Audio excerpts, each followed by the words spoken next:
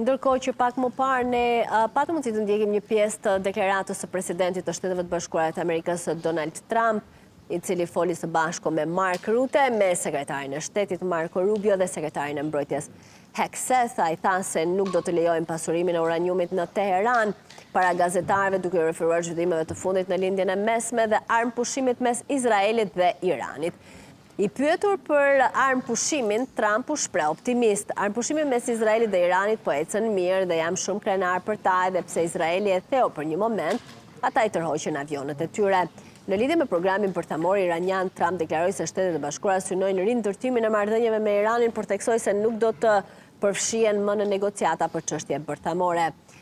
E pyetur nëse objektet bërthamore të Iranit janë shkatruar, pasi ka pasur deklarata të ndryshme dhe aludime në media të ndryshme, duke ju referuar sipas tyre inteligjencës amerikane që nuk janë shkatruar, ai tha se ka raportime që jo të gjitha janë shkatruar, por Izraeli do të na informoj.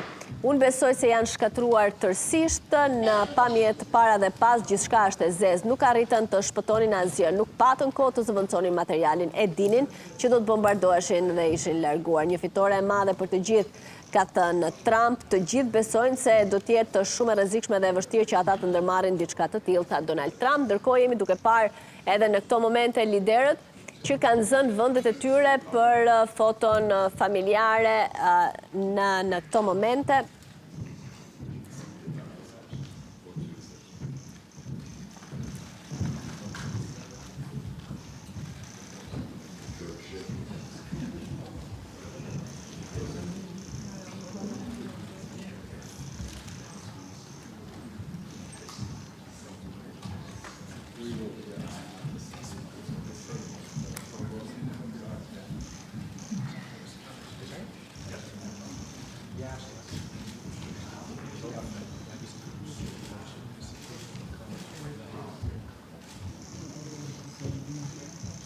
Trump ka konfirmuar gjithashtu se do të takohet me presidentin Zelenski.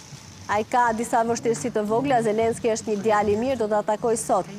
Kështu ju drejtua Trump, ndërkohë sa i përket Putin, ai tha se ka folur shumë me Putin dhe e ka pyetur nëse kishte nevojë për ndihmë për Iranin. I thash që kam nevojë për ndihmë për Rusin. I thash, më bëj një nder, na ndihmo me Rusin, jo me Iranin. Por ishte shumë i sjellshëm, u shpreh Trump gjatë deklaratës për mediat bashkë me sekretarin Rutte. Është kjo foto familjare që po e shohim në këto momente e liderëve të vendeve anëtare të NATO-s.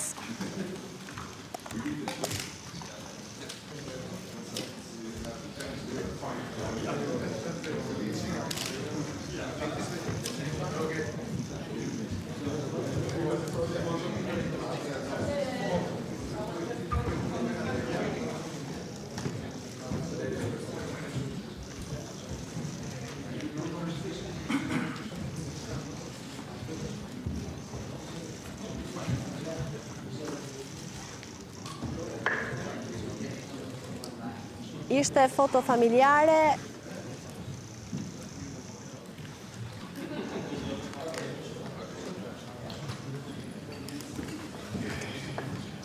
e cila i lë vendin edhe nisjes së punimeve të samitit në këtë moment.